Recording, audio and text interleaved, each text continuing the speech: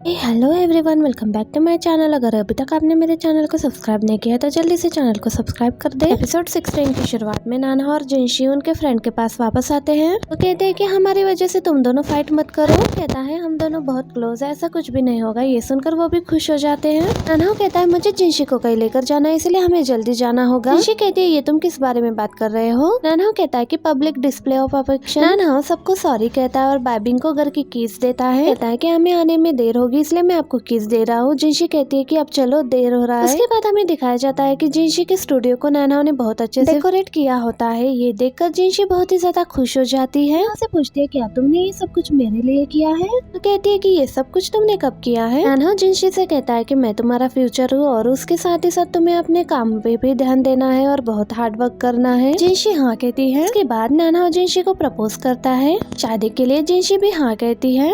जिनशी नाना से कहती है कि तुम्हें एक वेडिंग ड्रेस चाहिए होगी, क्या मैं तुम्हारा मेजर ले सकती हूँ, क्योंकि हम दोनों का वेडिंग ड्रेस मैं ही स्टिच करूंगी। नाना हाँ कहता है। जिनशी उसका मेजर्स लेने लगती है। मेजरमेंट्स लेने के बाद जिनशी नाना के क्लोज होते हुए उसे किस करती है। ये दोनों एक दूसरे को किस करते हैं और हमें नेक्स्ट सीन दिखाया जाता है अगली सुबह का। मिंट सैचेट को स्मेल करने के बाद नाना को याद आता है कि वो तो फेंट हो गया था कल रात। थोड़ी देर बाद मिस्टर लीन आते हैं घर के बारे में बात करने के लिए। अपने मदर की फोटो दिखाते हुए कहते हैं कि ये घर मेरे माँ से बिलोंग करता है। नानो कहता है कि ये घर मुझसे भी बिलोंग करता है। कहता है इस घर में सबसे पहले मेरे ग्रैंडपा रहते थे। मिस्टर लिन कहते हैं अगर आप वो इयररिंग सेल कर सकते हैं तो घर क्यों नहीं। जिनशी कहती है ये घर हमारे लिए बहुत मैटर करता है, इसलिए हम नहीं सेल करेंगे।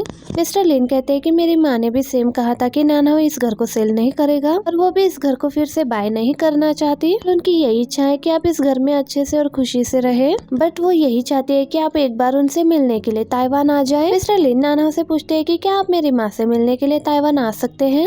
नाना कहता है कि ये मेरे लिए पॉसिबल नहीं होगा कि मैं यहाँ से इतने दूर वहाँ तक आ जाऊँ। मिस्टर लिन नाना से बहुत ज्यादा रिक्वेस्ट करते हैं कि प्लीज आप एक बार मेरी माँ से मिलने के लिए आ जाइए। नाना उन्हें सॉरी कहता है। आगे नाना जिनशी और उसके फ्रेंड्स रात में डिनर कर रहे होते हैं। डिनर के बाद वो सब लोग हॉरर मूवी देख रहे होते हैं। हॉरर मूवी देखते हुए सबसे ज्यादा तो नाना ही डर जाता है। ये सब लोग नाना को ही देख रहे होते हैं। जिनशी नाना को संभालती है। अगली सुबह उसके कलीग्स वापस घर जा रहे होते हैं। जिनशी और नाना को वो सब लोग थैंक यू कहकर वहाँ से चले जाते हैं। जिनशी इमोशनल हो जाती है और नाना को हक कर लेती है। उसके बाद दिखाया जाता है वो दोनों ताइवान के लिए निकलते हैं और यहाँ पर आ जाते हैं। मिस्टर लिन के घर आने के बाद जिनशी नाना से कहती है कि तुम आगे जाओ, मैं यहाँ पर ही तुम्हारा वेट करूंगी। नाना ओके कहकर यहाँ से अंदर चला जाता है और दूसरी तरफ जियांग यहाँ पर एशियंट हाउस में आती है और वो चेरी ट्री के पास आ जाती है। जियांग यहाँ पर अपनी सारी स्पिरिचुअल एनर्जी चेरी ट्री के अंदर डालती है। जियांग अब कहती है कि ये तीसरी बार और आखिरी बार होगा, अब अपनी स्पिरिचुअल एनर्जी तुम्हारे ताइवान ट्रिप के लिए इनफ होगी। दूसरी तरफ नानहाओ मिस्टर लिन के साथ उनकी माँ के रूम में उनसे मिलने के लिए आते हैं। माँ से कहते हैं कि नानहाओ आ चुका है। नानहाओ को देखने के बाद वो लेडी नानहाओ से सॉरी कहने लगती है। कहती है कि मैं बहुत बूढ़ी हो चुकी हूँ और मैं बहुत जल्दी ही मरने वाली हूँ, मैं कुछ नहीं कर पाई। के बाद दिखाया जाता है कि नानहाओ जिनशी के साथ बाहर आ जाता है। जिनशी नाना से पूछती है कि क्या वो लेडी फ्रॉड है। जिनशी कहती है कि मैं बहुत डर गई हूँ। नानहाओ कहता है कि वो लेडी तो बस मेरे पैसों का इस्तेमाल कर रही थी, मैं यहाँ जिसका वेट कर रहा था वो सिर्फ तुम ही हो। सुनकर जिनशी खुश हो जाती है। नाना कहता है कि अब मैं फूल कभी नहीं हूँगा। जिनशी कहती है कि मैं भी तुम्हें फूल नहीं करूंगी। ये कहती है एक दिन मैं भी बूढ़ी हो जाऊंगी। नाना कहता है कि मैं अपनी लाइफ तुम्हें दे दूंगा। कहते ही नाना को कुछ याद आने लगता है कि मैं तुम्हें अपनी लाइफ दे दूंगी। नाना को एशियन टाइम वाला पीरियड याद आता है। यहाँ पर वो देखता है कि वो जिस पर्सन का वेट कर रहा था वो उसी के साथ है। नाना को वो सारे पल याद आते हैं और उन दोनों के बीच की बातें भी। वो पर्सन नाना से कहती है कि स्त्री को पानी की जरूरत नहीं है। कहती है कि चूचान थैंक यू। यहाँ पर नाना को किसी ने मार दिया होता है तो वो लेडी नाना से कहती है कि मैं अपनी लाइफ तुम्हें दे दूंगी। इसके बाद वो अपनी लाइफ नाना को देती है। वो लेडी अपनी लाइफ नानहाओ को देकर वो नानहाओ को जिंदा करती है। और यहाँ पर प्रेजेंट में जिनशी नानहाओ को पूछ रही होती है कि नानहाओ क्या हुआ है, क्या तुम ठीक हो। तो नानहाओ जिनशी से कहता है कि मैं नानहाओ नहीं हूँ, नहीं वो विस्काउंट पर्सन हूँ, ली चूचान। यहाँ पर हमें पता चलता है कि नानहाओ जो है उसका नाम ली चूचान होता है और जो नानहाओ होता है वो और कोई नहीं बल्कि जिनशी होती है। नानहाओ के मरने पर वो अपनी लाइफ छोड़ के अपनी लाइफ नानहाओ को देती है और वो खुद मर जाती है। पीछे मिस्टर लिन होते हैं जो जियांग को कॉल करके बताते हैं कि नाना को सब कुछ याद आ चुका है कि वही ली चूचांग है। जियांग जहाँ बैठी होती है वहाँ पर भी एक चेरी ट्री होता है। नाना की तबीयत खराब होने की वजह से जिनशी नाना नाना को कफन मिलाती है। जिनशी गार्डन में होती है। थोड़े दिन बाद नाना बाहर आ जाता है। जिनशी नाना से पूछती है कि तुम कैसे हो अब। नाना कहता है कि अब मैं बेटर फील कर रहा हूँ और इनफ स्पिरिचुअल एनर्जी है मेरे पास। जिनशी को थैंक यू कहता है और कहता है कि मैं बाहर जाना चाहता हूँ। जिनशी कहती है कि मैं भी तुम्हारे साथ चलती हूँ। नाना कहता है कि मैं अकेले जाना चाहता हूँ। ये कहकर नाना वहाँ से चला जाता है बाहर। अब नाना बीच के किनारे आकर बैठा होता है और वो सारी मेमोरीज वापस आने के बाद वो बहुत परेशान दिखाई देता है। जिनशी भी उसका पीछा करते हुए आ जाती है। उतने में ही पीछे से डिंग भी आ जाता है। डिंग कहता है कि मैंने नाना को टेंशन में यहाँ पर आते हुए देखा, इसलिए मैं यहाँ पर आ गया। और इतने में ही जिनशी को जियांग का कॉल आता है जो इसे बताती है कि मैं प्रेग्नेंट हूँ। ये सुनकर जिनशी बहुत जोर से चिल्लाते हुए बोलती है कि क्या तुम प्रेग्नेंट हो। नाना जिनशी की आवाज सुनकर बाहर आ जाता है और इन दोनों को ही देखने लगता है। जिनशी नाना से कहती है कि मुझे तुम्हारी फिक्र हो रही थी इसलिए मैं यहाँ आ गई। आगे जिनशी जियांग से पूछती है मुझे सब कुछ बताओ, ये सब कैसे हुआ। जियांग कहती है कि जो बच्चे का फादर है वो मुझे अब्रॉड भेजना चाहता है ताकि मैं वहाँ पर बच्चे को अच्छे से पाल सकूं। जिनशी कहती है क्या तुम बच्चे को चाइना में जन्म नहीं देने वाली हो, मैं भी यहाँ पर हूँ तुम्हारी केयर करने के लिए। जियांग कहती है कि मुझे जाना ही होगा इस बच्चे के लिए। जिनशी पूछती है मिस्टर ली कौन है। डिंग उसे बताता है कि जो नानाओ के पास आता है वही है मिस्टर ली। यहाँ नानाओ बस जियांग को ही देखे जा रहा होता है। ये बात जियांग भी नोटिस करती है। जिनशी नाना से पूछने लगती है कि क्या तुम सुन भी रहे हो मैं क्या बात कर रही हूँ। नाना कहता है कि क्या। जिनशी नाना को बताती है कि जियांग के चाइल्ड का फादर वही मिस्टर ली है जो तुमसे ड्रॉ करने के लिए कहता है। इसके बाद जिनशी जियांग को समझाती है कि तुम एक बहुत अच्छी लड़की हो, तुम अकेले ही काफी हो अपने बच्चे को संभालने के लिए। जियांग इमोशनल दिखाई देती है। जिनशी कहती है जब मुझे किसी की जरूरत होती थी तो तुम मेरे साथ होती थी, अब तुम्हें किसी की जरूरत है तो मैं तुम्हारे साथ रहूंगी।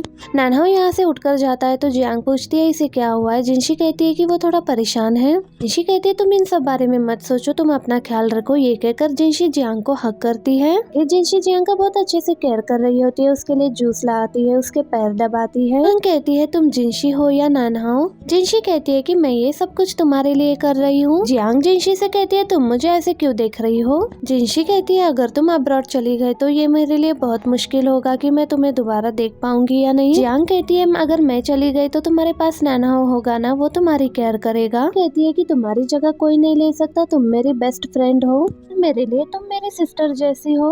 जियांग कहती है मैं उतनी अच्छी नहीं हूँ जितना तुम सोच रही हो। जिनशी कहती है कि नहीं तुम बहुत अच्छी हो। जिनशी जियांग से पूछती है कि एक बात बताओ क्या मिस्टर ली तुम्हारे साथ अच्छा बिहेव करते हैं। जियांग कहती है कि हाँ, वो बहुत रिस्पॉन्सिबल भी है। जिनशी कहती है क्या सच में। जियांग कहती है। जिनशी कहती है ठीक है फिर अच्छा है। थोड़ी देर बाद जियांग सो जाती है। जिनशी विंडो के बाहर देखती है तो नानाओ बाहर खड़ा होता है। जिनशी नानाओ के पास आकर पूछती है क्या तुम्हें नींद नहीं आ रही। नानाओ कहता है कि जब से मेरी मेमोरीज वापस आ गई है तो मुझे याद है कि यहाँ पर 2 चेरी ट्रीज हुआ करती थी। एक चेरी ट्री में पिंक चेरी ब्लूसम होती थी और दूसरे चेरी ट्री में व्हाइट चेरी ब्लूसम। जब से मुझे नानाओ की लाइफ मिली है तब से यहाँ पर एक ही चेरी ट्री है। जिनशी कहती है शायद ऐसा भी हो सकता है जब नानाओ ने तुम्हें अपनी लाइफ दी तो नानाओ के साथ वो दूसरी चेरी ट्री भी डिसअपियर हो गई होगी।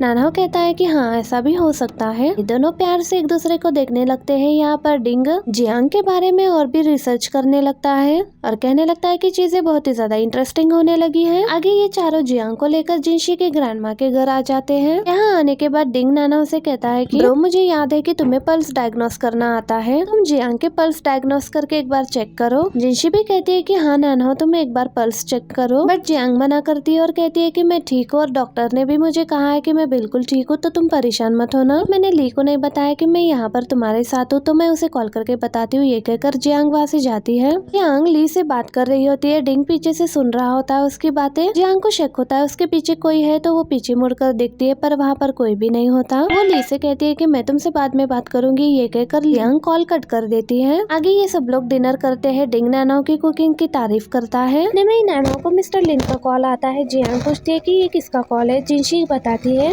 इस घर के पहले के ओनर का। कॉल कट होने के बाद जिनशी नानाओ से पूछती है क्या कहा उन्होंने। नानाओ कहता है कि मेरे पास टाइम ही नहीं था कि मैं तुम्हें ये सब कुछ बताऊं।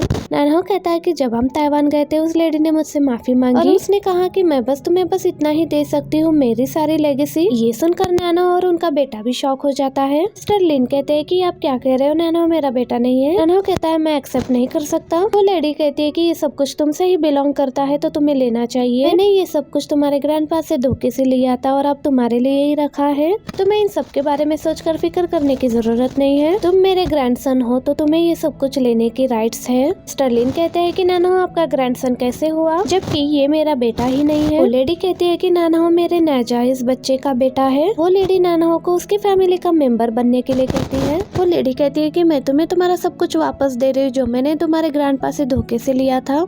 ये कहकर वो लेडी रोने लगती है। जिनशी कहती है ग्रैंडमा जाओ तुम्हें सब कुछ देना चाहती है। नानाओ कहता है कि हाँ पर मैंने कुछ भी डिसाइड नहीं किया है अभी तक। टांग कहती है पर क्यों नहीं, तो उन्होंने ही कहा ना कि वो सब कुछ तुमसे ही बिलोंग करता है, वो बस तुम्हारी चीजें बस तुम्हें देना चाहती है, तो फिर तुम्हें उनकी लेगेसी को एक्सेप्ट कर लेना चाहिए। जिनशी कहती है नानाओ को खुद ही सोचने दो कि उसे क्या करना है। इतने में नानाओ कहता है कि मैंने डिसाइड कर लिया है। अपने रूम में थोड़ी देर बाद नानाओ जिनशी को खुश रखने के बारे में सोच रहा होता है। जिनशी विंडो के पास आकर नानाओ को अपनी ड्राइंग दिखाने लगती है। नानाओ जिनशी की फर्स्ट मीट वाली ड्राइंग होती है। नानाओ जिनशी को किस करता है और नानाओ जिनशी से कहता है कि मुझे तुम्हें कुछ बताना है। वो जिनशी को बताता है कि पहली बार जिनशी जब ये घर देखने के लिए आई थी नानाओ वहीं पर था।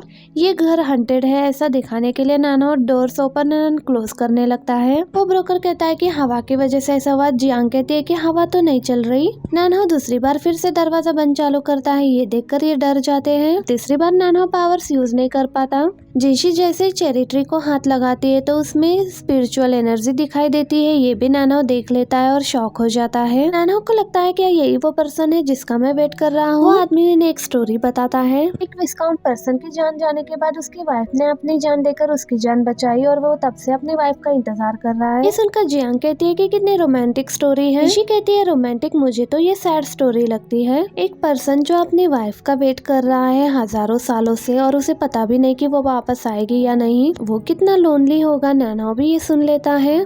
जिनशी ये घर खरीदने के लिए तैयार हो जाती है। नानाओ कहता है कि मैं यही होप कर रहा था कि बस तुम ये घर खरीद लो और यहाँ पर आ जाओ। तो जिनशी कहती है कि क्या तुम उस दिन यहीं पर थे। नानाओ कहता है कि हाँ और कहता है कि अब मुझे पता चला कि मैं तुम्हारी इतना केयर क्यों करता था। ये इसलिए नहीं कि तुम वो पर्सन हो जिसका मैं वेट कर रहा था, बल्कि ये इसलिए क्योंकि मैं तुमसे प्यार करता हूँ। नानाओ जिनशी से कहता है कि मैं तुमसे बहुत प्यार करता हूँ। जिनशी भी नानाओ से कहती है कि मैं भी तुमसे बहुत प्यार करती हूँ और ये दोनों यहाँ पर किस करते हैं और यहीं पर ये एपिसोड भी एंड हो जाता है। वीडियो अच्छी लगे तो वीडियो को लाइक और चैनल को सब्सक्राइब करना। Thank you for watching. Bye bye.